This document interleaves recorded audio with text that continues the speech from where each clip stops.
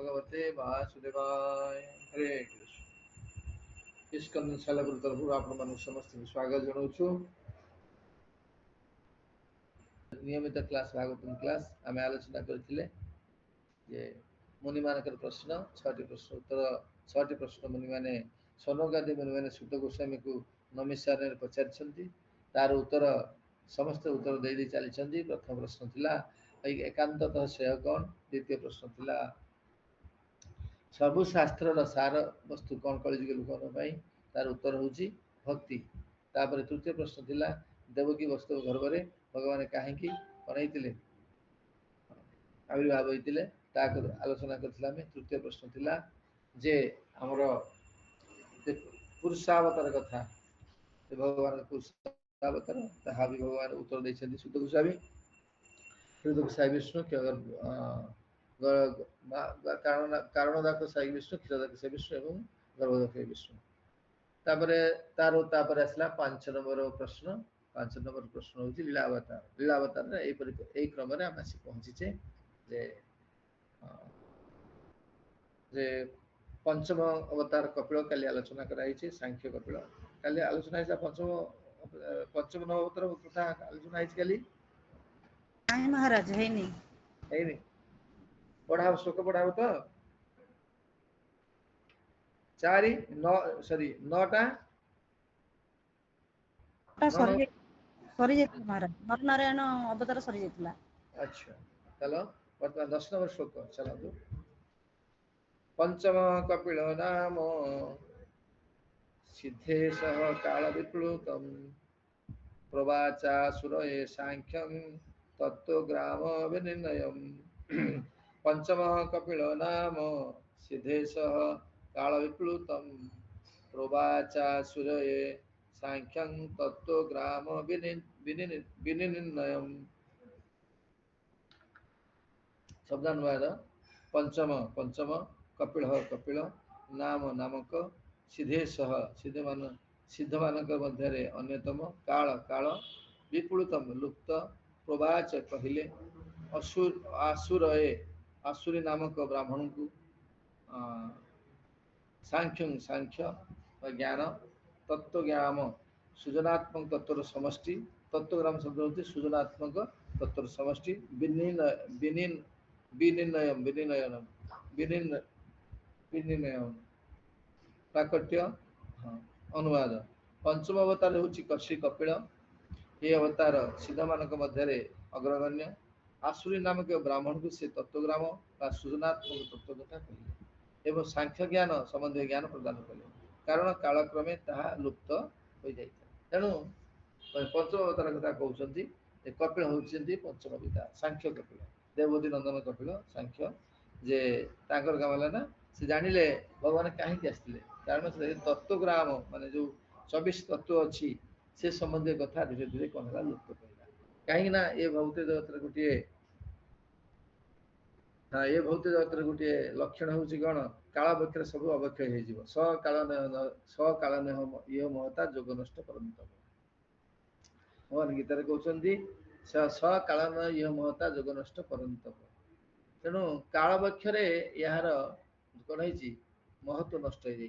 पुनर्बार भगवत गीता मुझे तुमको कहूँ अर्जुन शुण सेमती एमती ये कौन कहते भगवान ये कौन सुत गोस्वामी कहते सौनकादि मुनि मान को सांख्य ज्ञान सांख्य दि प्रकार सांख्य अच्छे गोटे शेषर और नरीश्वर सांख्य शेषर सांख्य ज्ञान हूँ कपिल कौ कपिल ये जो कपिल कथा आलोचना कर सिद्ध मान कपिल जी होती देवभूति नंदन कपिल कर्दम महर्षि पुत्र कपिल कथा कहुच्छी सी कौन कले पुनः आसिक देखते आउ थे कौन कले से संख्य 24 तत्व कथा कहले 24 तत्व कथा आरंभ कले 24 तत्व कथा कहले कहीं यह नष्ट हो जाता काल पक्षर अवतारटा केत जे सांख्य कहले निज ज्ञान माध्यम धीरे धीरे धीरे धीरे आरोह पंथार कौन कर अनुसरण कर पहुँचवा कौटी भगवान पाखे या कहुए ना माने कौन शेषर कपिल शेषर सांख्य ज्ञान। तेणु आरोह पंथा बा टप down button up approach button up धीरे धीरे आसेंडिंग ऑर्डर आम पहुँचा कौटी भगवान पर भगवान अच्छा बहुत दोष नियंत्रण कर दास ଏବଂ ତାପରେ 24 ତତ୍ତ୍ୱ କହିଲେ କଣ पंच ज्ञानेन्द्रिय पंच कर्मेन्द्रिय पंच तन्मात्र पंच महाभूत ताପରେ मन बुद्धि अहंकार एवं अव्यक्त अवस्थार भूत प्रकृति अव्यक्त अवस्था ओके भूत प्रकृतिर अव्यक्त अवस्था ए 24टा तत्व कथा कहले तेणु निरीश्वर कपिल जीव अटंती ये हूँ भगवान जो सांख्य कपिल जे भगवान स्वयं भगवान किंतु निरीश्वर कपिल जे भगवान को नास्तिक बाद कपिल प्रचार करते से होचंदी निरीश्वर कपिल होचंदी कोन जीव अटंती अग्निवंशीय ब्राह्मण अटंती से हां एवं महाराज यह महाभारत वन पर्व वर्णना कराई वेद विरुद्ध और कुतर्क चालरे परिपूरित निरीश्वर सांख्य शास्त्र आसुरी गोत्र उत्पन्न कौन सी एक ब्राह्मण को कहते इठी भी सही जने आसुरी ब्राह्मण उत्पन्न कहते किए शेषर कपिल से निरीश्वर कपिल मध्य से कौन कहते ना महाभारत वर्णना कर वर्ण पर्व से भी कौन करते ए ज्ञान को जो निरीश्वर ज्ञान कौन करते प्रदान करते प्रदान करते एक कुवंश ब्राह्मण को होची आश्वरी गोत्र संपन्न कौन से एक ब्राह्मण से ये ब्राह्मण अग्निवंशीय ब्राह्मण को प्रदान करते शेषर कपिल अग्निवंशीय ब्राह्मण को प्रदान करते कथा ये होची विशेष कथा प्रभुपाद कौन कहते शुणा सृजनात्मक तत्व मानकर संख्या सर्वमोट 24 अटे सृजनात्मक माने सृष्टि कार्य रे सहायक सृजनात्मक कथे 24 अटे एवं सेगुड़िक मध्यरु प्रत्येकटीर विषय रे विशद भाव रे सांख्य दर्शन वर्णना कराई जल्दी आस क्लास बस शालग्राम ना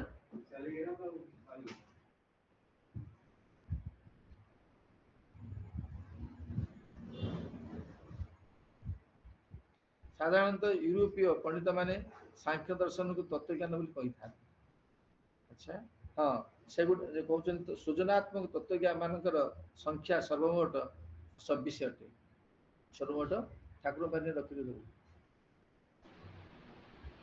हरे कृष्ण महाराज ये जो स्व ईश्वर कपिल क्या देथिला आ टिके कहबे कि स्व ईश्वर कपिल जो हां अग्नि वंश ना कोन कहले स्व ईश्वर कपिल सांख्य जग ना भूल कहली ताको माता देले ना देवहूति को देते से ज्ञान देते आसुरी नामक एक ब्राह्मण को मध्य से तत्वग्राम पढ़ई सृजनात्मक तत्व ज्ञान है एवं है तापरे ये जो निरीश्वर कपिल होची से अग्निवंशीय ब्राह्मण से गोटे वन महाभारत वन पर्व वर्णना कराई एवं सी क्या ना असुरी गोत्र संपन्न ब्राह्मण को सांख्य ज्ञान प्रदान करते निरीश्वर कपिल ये शेषर कपिल प्रसाद पाकि जीव प्रसाद क्लास बसुन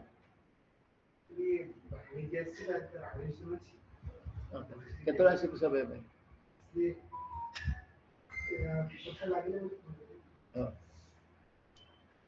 तेणु सृजनात्मक तत्व ज्ञान मानकर संख्या सर्वमोट 24 अटे सेगुड़िक मध्य प्रत्येक विषय रे विशद भाव में सांख्य दर्शन वर्णना कराई 24 टी कथा जो कहली शेषर कपिल साधारणतः यूरोपीय पंडित माने सांख्य दर्शन को तत्व ज्ञान बोली कही था सांख्य शब्दर व्युत्पत्तिगत अर्थ है जहाँ भौतिक तत्वर अति सूक्ष्म विश्लेषण करी जहाँ भौतिक तत्वर अति सूक्ष्म विश्लेषण करी प्रांजल भाव में कथाटी बुझाई दिए यह प्रथमे भगवान कपिल ही करथिले यही कपिल देव को भगवान पंचम अवतार बोली कहा तेणु ये इम्पोर्टाट हूँ कौन ना सांख्य शब्दर अर्थ हूँ व्युत्पत्तिगत जहाँ भौतिक तत्व अति सूक्ष्म विश्लेषण कर जहाँ भौतिक तत्व को अति सूक्ष्म विश्लेषण करके प्रांजल बुझेद या कह जाए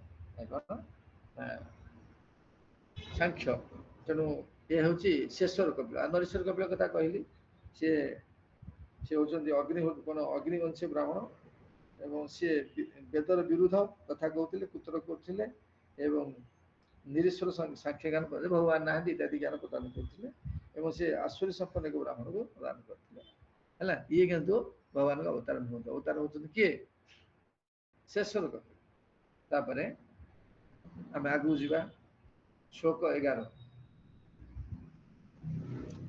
षष्ठमत्र प्रततं वृत्तं प्राप्त अनुशया षष्ठम अत्र परतत्वं वृत्तं प्राप्त अनुसूया अनुखी की अमलार्काय अनुति कमलाकाय प्रह्लादादिभ्य उचिवान। प्रह्लादादिभ्य उजीवान अच्छा शब्दानुवाद षष्ठम शब्दानुवाद षष्ठ षष्ठम अत्रे अत्रे अत्रिंकर अत्रिंगर अपत्यतुम अपत्यत्वं अपत्य रूपरे अपत्यं अर्थात पुत्र रूपरे अपत्यत्वं वृतः वृतः प्रार्थित प्रार्थितः प्राप्त प्राप्तः प्राप्त प्राप्त अनसूया अनुसूया अनसूयांक द्वारा अनुसूयं अनुखिकी अनुकृतं अप्राप्त विषय उपरे अप्राकृत विषय उपरि अलर्काय अलर्काय अलर्कंकु अलर्कंकु प्रह्लादादिभ्य प्रह्लाद आदिभ्य प्रह्लाद आदिकु प्रह्लाद आदिଙ୍କୁ उचिवान उचिवान पहले। କହିଲେ अच्छा तापरे अनुवाद पुरुष पुरुषंकर षष्ठ अवतार ହେଉଛି अत्रि ऋषिंकर पुत्र से अनुसूयांकर प्रार्थना अनुଯାयी तांकर गर्भରୁ आविर्भूत ହୋଇଥିଲେ से अलर्क प्रह्लाद ଯଦୁ ହୟୟ ଆଦିକୁ ଦିବ୍ୟ ଜ୍ଞାନର ଉପଦେଶ ଦେଇଥିଲେ ତେଣୁ ଷଷ୍ଠ ଅବତାର କଥା ସେ କହୁଛନ୍ତି ଷଷ୍ଠ ତତ୍ଵ ହେଉଛି କ'ଣ କ'ଣ ଷଷ୍ଠ ଅବତାର କଥା ସେ ହେଉଛନ୍ତି ଅତ୍ରି ଋଷିଙ୍କର ପୁତ୍ର କିଏ ଷଷ୍ଠ ଅବତାର ହେଉଛନ୍ତି ଅତ୍ରି ଋଷିଙ୍କର ପୁତ୍ର ହେଲା ଦତ୍ତାତ୍ରେୟ ସେ ହେଉଛନ୍ତି ଦତ୍ତାତ୍ରେୟ।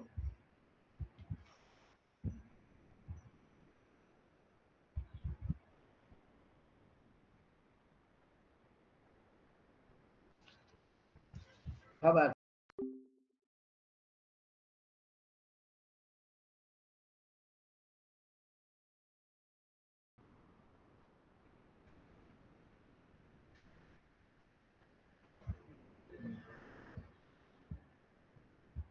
ଏହା ସେହି ଦେବଣଙ୍କର ସ୍ୱୀକାର କରିନେଇଥିଲେ ଭଗବାନ ଦତ୍ତାତ୍ରେୟ ରୂପରେ ଆତ୍ମଜ୍ଞାନ ବା ଆତ୍ମଦର୍ଶନ ପ୍ରଦାନ କରିଥିଲେ ଏବଂ ସେ ବିଶେଷ କରି ଅଳର୍କ ପ୍ରହ୍ଲାଦ ଯଦୁ ହୟ ଆଦିକୁ ଏ ଜ୍ଞାନ ପ୍ରଦାନ ଏ ପ୍ରହ୍ଲାଦ ଅଲଗା ଏଠା ଯୋଉ ପ୍ରହ୍ଲାଦ କଥା କୁହାଯାଉଛି ଏଠି ଅଲଗା ଯେ ଥରେ କ'ଣ ହେଇଛି ଅତ୍ରି ମୁନିଙ୍କର ମାନେ ଯୋଉ ପତି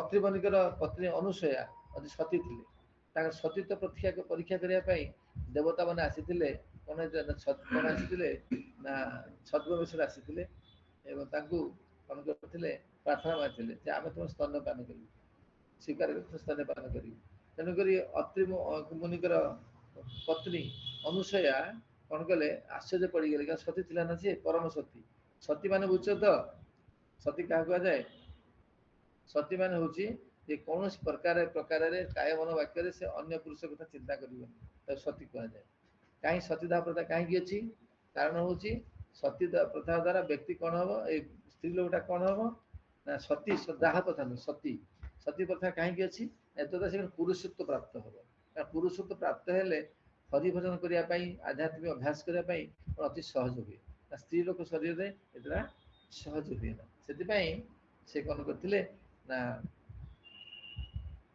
ସେଥିପାଇଁ ସେ କ'ଣ କରିଥିଲେ ଯେ ସେଥିପାଇଁ ବୈଦିକ ପରମ୍ପରାରେ ସତୀ ପ୍ରଥା କରାଯାଇଛି ତାପରେ ସତୀ ପ୍ରଥାରେ ଅଛି କ'ଣ ସ୍ୱାମୀ ମରିଗଲା ମାନେ ସେ କ'ଣ ସେ କ'ଣ କରିବ ସେ ସେଇ ତା ଚିତାରେ କନିଜୀକୁ ଦାହ କରିବ କିନ୍ତୁ ଏଇଟା କାହା ପରି ବାଧ୍ୟବାଧକ ନାହିଁ ଯିଏ ଚାହିଁଲେ ସେ କରିପାରିବ ଏବଂ ସେ କ'ଣ ବହୁତ ଦାହ କଲେ ଏଇଟା ଆତ୍ମହତ୍ୟା କରାଯାଏନି ଏହା କ'ଣ ଯିବ ଏହା ଯିବ କୋଉଠିକି ମାନେ ସେ ବହୁତ ଉଚ୍ଚତର ଲୋକ ଯିବ କିନ୍ତୁ କାଳର କ୍ରମ ଅନୁସାରେ ତାକୁ ଲୋକ ବିକୃତ କଲେ ବିକୃତ କଲା ବେଳକୁ କ'ଣ ହେଲା ନା ସେଥିରେ କ'ଣ ହେଲା ଅସୁବିଧା ସୃଷ୍ଟି ହେଲା ତେଣୁକରି ତାକୁ ତାକୁ କ'ଣ ନା ତାର ପ୍ରକୃତ ଅର୍ଥ ବୁଝି ନ ପାରିବାରୁ ତାହାକୁ ବନ୍ଦ କରି ଦିଆଗଲା କିନ୍ତୁ ଜଣକୁ ବାଧ୍ୟ କରାଯିବନି ଚାହିଁଲେ ସେ କ'ଣ କରିବ ନା ଯିବ ଗୋଟେ ସତୀ ଲୋକକୁ ଯିବ ଏବଂ ସେ ପୁରୁଷତ୍ୱ ପ୍ରାପ୍ତ ହେବ ଏଥିପାଇଁ ପ୍ରଥା କରାହେଇଥିଲା କିନ୍ତୁ ଏହା କାହାକୁ ବାଧ୍ୟବସ୍ଥା କରାଯାଏ ନା ସ୍ୱେଚ୍ଛାକ୍ରମୀ କାର୍ଯ୍ୟ ତାର ଅର୍ଥ ଲୋକ ବୁଝିପାରିଲେନି ତେଣୁ ସେଥିପାଇଁ ସେ କ'ଣ କରିଥିଲେ ତାଙ୍କୁ ପରୀକ୍ଷା କରିବା ପାଇଁ ସେ କ'ଣ କରିଥିଲେ ଆସି ବ୍ରହ୍ମା ବିଷ୍ଣୁ ମହେଶ୍ୱର ଆସିଥିଲେ ତାଙ୍କୁ କହିଲେ ଯେ ମୁଁ ତୁମକୁ କ'ଣ କରିବି ଆମେ ତ ସ୍ତନ୍ୟପାନ କରିବୁ କିନ୍ତୁ ସ୍ତନ୍ୟପାନ କେମିତି କରାଯିବ ସେଥିପାଇଁ କ'ଣ କଲେ ନା ସେଠୁ ବହୁତ ଚାଲାକ ସତୀ ଥିଲେ ଯେ ସତୀ ନାରୀ ସେ ବହୁତ ଚାଲାକ ସତୀ ନାରୀ କେବେ ବୋକା ନୁହେଁ ସେ ସେ ସତୀତ୍ୱ ପାଳନ କରୁଛି ମାନେ ସେ ବହୁତ ଚାଲାକ। ତ ସେ କଣ କଲେ ଅତ୍ରିମୁନିଙ୍କର କମଣ୍ଡଳ ଥୁଆ ହେଇଥିଲା, ସେଥିରୁ କଣ କରି ଜଳ ଆଣିକିରି ଫୋପାଡ଼ି ଦେଲା ପରେ ସେ କଣ କଲେ ଯେମିତି ଚିନ୍ତା କଲେ ସେମିତି ଫୋପାଡ଼ି ଦେଲେ, ଏଇ ପୁତ୍ର ହେଇଯାଆନ୍ତୁ। ସମସ୍ତେ ପୁତ୍ର ହେଇଗଲେ, ସମସ୍ତଙ୍କୁ ସ୍ତନ୍ୟପାନ କରେଇଲେ। କିନ୍ତୁ ଏଇ ସମୟରେ କଣ ହେଇଛି, ଆଡେ କଣ ଲକ୍ଷ୍ମୀ ଦେବୀଙ୍କର ପତି ନାହାନ୍ତି, ସେ ତ ପୁତ୍ର ଛୋଟିଆ ପୁଅଟେ ହେଇଗଲାଣି। ବର୍ତ୍ତମାନ ଅତ୍ରିମୁନିଙ୍କର ଆଶ୍ରମରେ ଅନୁସୂୟା ପାଖରେ ସ୍ତନ୍ୟପାନ କରୁଛନ୍ତି। ତାପରେ ପାର୍ବତୀଙ୍କର ସ୍ୱାମୀ ନାହାନ୍ତି ଶିବଜୀ, ସିଏ ବି ମଧ୍ୟ ଛୋଟ ହେଇଛନ୍ତି। ତାପରେ ବ୍ରହ୍ମାଜୀ ମଧ୍ୟ ଛୋଟ ହେଇଛନ୍ତି। ସାବିତ୍ରୀ, ଗାୟତ୍ରୀ, ଗାୟତ୍ରୀ ସାବିତ୍ରୀ, ଗାୟତ୍ରୀ ନୁହଁ ସାବିତ୍ରୀ ଗାୟତ୍ରୀ, ସମସ୍ତେ ଆସିଲେ ଖୋଜିବାକୁ ଆଉ। ସେଠୁ କହିଲେ ମା ଆମର ହଜବେଣ୍ଡ ମାନେ ଆସିଥିଲେ, ଆପଣ ରଖିଦେଇଛନ୍ତି ଦିଅନ୍ତୁ, ଖୋଜିକି ନେଇଯାଅ ତମେ। କିଏ କାହାର ହଜବେଣ୍ଡ ଖୋଜିକି ନେଇଯାଅ। ଧରିଲେ ଆସ୍ତେ ଆସ୍ତେ ଧରିଲେ, ପୁଣି କଣ ନା ସେ ପକେଇଲେ ଜଳ ପକେଇଲେ, ଦେଖିଲା ବେଳକୁ ଓଲଟ ପାଲଟ ଆଉ ଶିବଜୀ ହେଇଛନ୍ତି କାହା ପାଖରେ, ଲକ୍ଷ୍ମୀ ପାଖରେ। ସବୁ ଓଲଟ ପାଲଟ ହେଇଛି ଆଉ, ଏପଟ ସେପଟ ହେଇଛି ଆଉ ହେଲା, ପୁରା ଓଲଟ ପାଲଟ ଭାରି ଭାଣ୍ଡିଆ ହେଲେ। ସେଠୁ କହିଲେ ମା ଆଉ ସେଠୁ ଆମକୁ କ୍ଷମା କରନ୍ତୁ। ସେ ଦେବତା ମାନେ ବହୁତ ଖୁସି ହେଇଗଲେ, ସତୀତ୍ୱ କଥା, ସତୀ କେମିତି ଅନୁସାରେ ଜାଣିଲେ। ତେଣୁ ତାଙ୍କୁ କହିଲେ ଯେ ଆମେ ତମର ଖୁସି ହେଇଛୁ, ତୁମେ କଣ କର ନା ବର ମାଗ। ସେ କହିଲେ ଠିକ ଅଛି, ମୋ ଉପରେ ଖୁସି ହେଇଛ ଦେବତାମାନେ, ଦେବମାନେ ଖୁସି ହେଇଛ, ତାହେଲେ ତମେ 3 ଜଣ ମିଶିକି ଆସ। ତିନି ଜଣଙ୍କର ସମ୍ମିଶ୍ରଣ ହଉଛି ଦତ୍ତାତ୍ରେୟ, 3 ଜଣ ସମ୍ମିଶ୍ରଣ ହଉଛି ଦତ୍ତାତ୍ରେୟ। ତେଣୁ ସିଏ ଆସିକିରି କଣ କଲେ, ଆତ୍ମଜ୍ଞାନ ଦେଲେ, ଆତ୍ମଦର୍ଶନ ଜ୍ଞାନ, ଶରୀର ଆତ୍ମା ଏ ସମ୍ବନ୍ଧରେ ଜ୍ଞାନ ଦେଲେ। କାହାକୁ ନା ପ୍ରହ୍ଲାଦ, ଅଲର୍କ, ଯଦୁ, ହୟୟ ଆଦିକୁ ସେ ଜ୍ଞାନ ଦେଲେ। ଜ୍ଞାନ ପ୍ରଚାର ହେଇଛି। ତେଣୁ ପ୍ରହ୍ଲାଦ ପରେ ସେ ପ୍ରହ୍ଲାଦ ନୁହନ୍ତି। ତାପରେ ଏଇଭଳି ଭାବରେ ଆସିଲା ଲୀଳାବତାର ହିସାବରେ ଆସିଲେ କିଏ ପୁଣି ସପ୍ତମ। ततः सप्तम आकुत्यां रुचेर्यज्ञ अभ्यजायत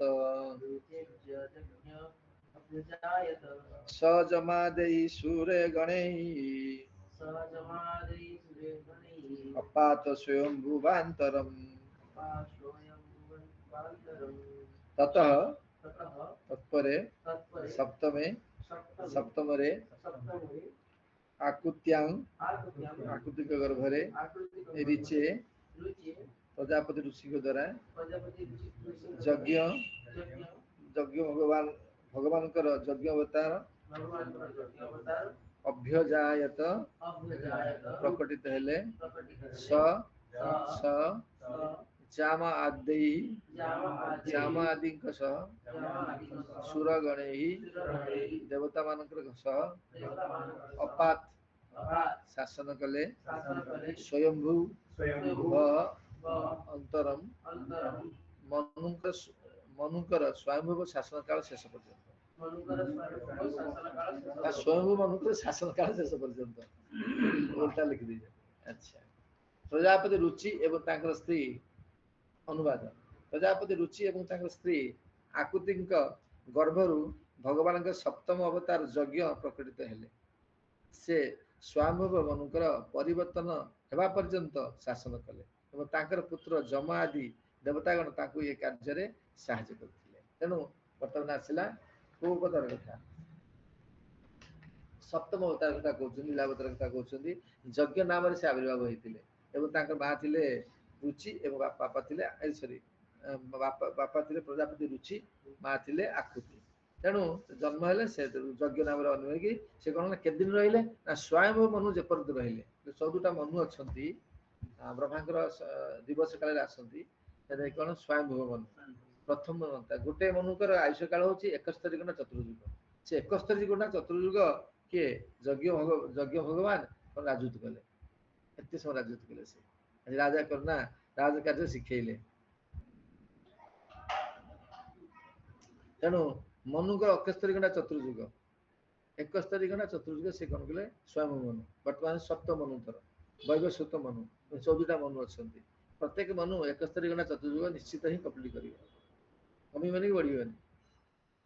भौतिक जगत रे नियम को कार्यकारी करबा अति आदि काम रे अर्थात नियंत्रण करबा कार्य जो देवतागण प्रशासनिक पद वर्णन करथिले सेमाने अत्यंत उन्नत जीवात्मा पुण्यात्मा। ये जो देवता मान होछन एक उन्नत जीवात्मा। हां, एटा हमठो अधिका गुण 5टा गुण। हमर देवता मनुष्य मान गुण 50 गुण, ଦେବତାଙ୍କର 55 ଗୁଣ, ବିଷ୍ଣୁ ମାନଙ୍କର ଗୁଣ କେତେ 60 ଗୁଣ, ଆଉ କୃଷ୍ଣଙ୍କ 64 ଗୁଣ। ତେଣୁ ଏଇଭଳି ଭାବରେ ତେଣୁ ଏ ଯୋଉ ଆମର ଭୌତିକ ଚାଲିବ, ଯଦି ସରକାରଙ୍କ ବିଭାଗ ଅଛି, ବିଭିନ୍ନ ବିଭାଗ, ସେଭଳି ଭାବରେ ଭୌତିକ ଚାଲିବା ପାଇଁ ସେ କଣ କରିଛନ୍ତି, ବିଭିନ୍ନ ବିଭାଗ କରାହେଇଛି। ସେ ବିଭାଗର ଗୋଟିଏ ଗୋଟିଏ ଦେବତା ଅଧିଷ୍ଠାତା ହେଇଛନ୍ତି। ଇନ୍ଦ୍ର ବର୍ଷା, ସୂର୍ଯ୍ୟ ଉତ୍ତାପ, ଚନ୍ଦ୍ର କଣ କରିବେ, ଶୀତଳ ପ୍ରଦାନ କରିବେ, ଏ ଯୋଉ ଅଗ୍ନି, ବରୁଣ, ଏସବୁ ଦେବତା ମାନେ ସବୁ ଅଛନ୍ତି। ପୋଷ୍ଟ ଗୋଟେ ପୋଷ୍ଟ, ଯୋଉମାନେ କ୍ୱାଲିଫାଏଡ ହେବେ ସେ ପୋଷ୍ଟକୁ ସେ ଯିବେ। ବ୍ରହ୍ମା ହେଲେ ଜଣକୁ 100 ଜନ୍ମ ପର୍ଯ୍ୟନ୍ତ ବର୍ଣ୍ଣାଶ୍ରମ ପାଳନ କରିବାକୁ ପଡିବ। ଇନ୍ଦ୍ର ପଦରେ ଅଧିଷ୍ଠାତ ହେଲେ 100ଟା ଅଶ୍ୱମେଧ ଯଜ୍ଞ କରିବାକୁ ପଡିବ। ସେଟା ବଳି କରୁଥିଲେ କିନ୍ତୁ ଅଧା ରହିଗଲା। ସେମିତି ଏ ଅଧିକାରିତ୍ୱ, ଏ ଅଧିକାରୀ ଦେବତା ମାନଙ୍କୁ ନେଇକିରି ସେ ଶାସନ କଲେ। ତେଣୁ ସ୍ୱୟଂଭ ମନୁ ବର୍ତ୍ତମାନ ଭବିଷ୍ୟତ ମନୁକୁ ଶାସନ କରା କାଳରେ ଇନ୍ଦ୍ରପଦ ନିମିତ୍ତ ଯୋଗ୍ୟ ଜୀବାତ୍ମା ଅଭାବ ପଡିଲା। କୋଉଠି ନା ସ୍ୱୟଂଭ ମନୁଙ୍କ ସମୟରେ ଇନ୍ଦ୍ରପଦ କେହି ହେଇପାରିଲେ ନାହିଁ। ଇନ୍ଦ୍ରପଦକୁ ଯିବାକୁ ପଡିବ ନା। ତେଣୁ ସେ କଣ କଲେ, ସେଇ ସମୟରେ କଣ ହେଲା ନା ଇନ୍ଦ୍ର ଲୋକର ସିଂହାସନ ଖାଲି ପଡିଥିଲା। ସେ ସମୟରେ ଭଗବାନ ନିଜେ ଇନ୍ଦ୍ର ହେଇକି ଆସିଥିଲେ ଏ ଯଜ୍ଞ। ସେ ସମୟରେ ତାଙ୍କ ପୁତ୍ର ଯମ ଏବଂ ଅନ୍ୟ ଦେବତାଗଣ ସହାୟତା ଲୋଡ଼ିଥିଲେ। ତାଙ୍କ ପୁତ୍ର ଯମ ହେଇଥିଲେ, ଅନ୍ୟ ଦେବତାଗଣ ସହାୟତା ଲୋଡ଼ିଥିଲେ। ତେଣୁ ଏହିପରି ଭାବରେ ଭଗବାନ ଯଜ୍ଞ ବ୍ରହ୍ମାଣ୍ଡର ଶାସନ ପୂଜା କରିଥିଲେ। ଶାସକ ହିସାବରେ ଆସିଥିଲେ। ବିଭିନ୍ନ ସମୟରେ ନା ସେ କହୁଛନ୍ତି ବିଭିନ୍ନ କାର୍ଯ୍ୟ ପାଇଁ ବିଭିନ୍ନ ଅବତାର ନା।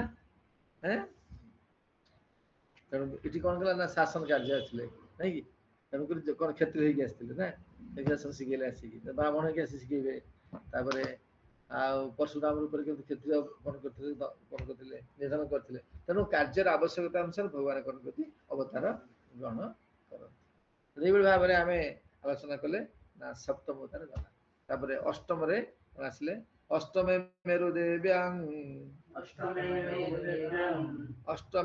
ଦେବ୍ୟାନ୍ତୁ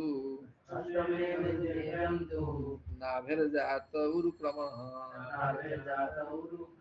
ଦର୍ଶୟନ ବର୍ତ୍ତମ ଧୀରାଣାଂ